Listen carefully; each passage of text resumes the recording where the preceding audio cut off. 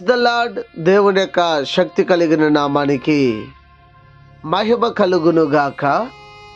ఈరోజు దేవుని యొక్క వాగ్దానము కీర్తనల గ్రంథము 147వ సంకీర్తన 6వ చరణము. యెహోవా దీనులను లేవనెత్తువాడు, భక్తిహీనులను ఆయన నేలను కూల్చును అని ఇక్కడ రాయబడి ఉంటున్నది.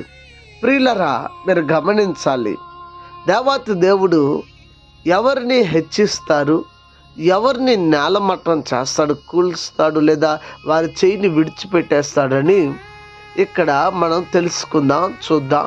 ఈ ఉదయకాల సమయమందు దేవుడు ఇటు వాగ్దానం చేత మనతో మాట్లాడి ఉంటుండగా మన జీవితాల్ని సవరించుకుందాం, సరి చేసుకుందాం.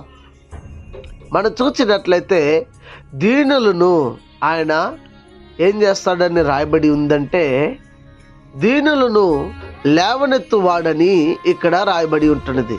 దీనత్వం ఎవరైతే కలిగి ఉంటారో, దీనత్వం కలిగిన వారిని దేవుడు లేవనెత్తుతాడు. దీనత్వం ఒక మనిషి జీవితంలో ఎప్పుడు వస్తుంది అంటే, దేవుని గూర్చిన పరిపూర్ణ జ్ఞానము, దేవునిలో పరిపూర్ణంగా ఎదిగిన వారిలో దీనత్వం ఉంటుంది.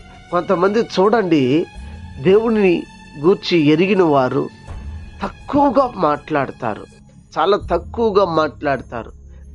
ఏదైనా సమస్య వచ్చినా కూడా వెంటనే రియాక్ట్ అవ్వరు. ఎందుకంటే దేవుడు జ్ఞానం కలిగిన వారు ఏం చేస్తారంటే దేవుని కోసం చూస్తూ ఉంటారు. ఆయన లేపుతాడేమో, ఆయన సహాయం చేస్తాడు, దానికోసం ఎదురు చూస్తూ ఉంటారు. దేవుని యొక్క సహాయం కోసం ఎదురు చూస్తాడు. అయితే జ్ఞానం లేనివాడు అనడానికంటే కూడా దీనుడు దేవుని కోసం ఎదురు చూస్తూ ఉంటాడు. అయితే దీనత్వం లేనివాడు తన యొక్క సొంత నిర్ణయం చేత ఏం చేస్తాడంటే పని జరిగిస్తాడు, కానీ విఫలమైపోతాడు.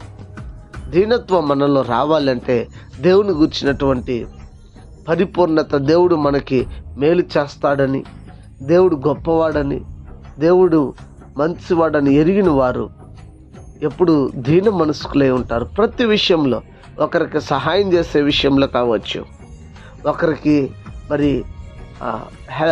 ఆదరణ కలిగించే మాటల ద్వారా కావచ్చు, దీనత్వం కలిగి ఉంటారు.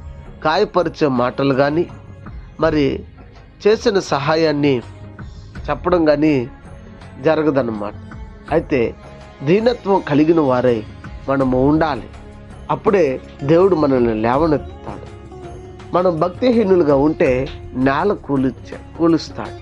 అంటే రెండు జీవితాలు, మందిరంలో ఉన్నప్పుడు ఒకలాంటి జీవితం, మందిరం బయట మరొకలాంటి జీవితం జీవిస్తున్న వారికి దేవుడు ఎప్పుడు మరి ఎదురుగా నిలబడతారు. దేవాతి దేవుడు వారు చేసే ప్రార్థన దేవుడు ఆలకించడు.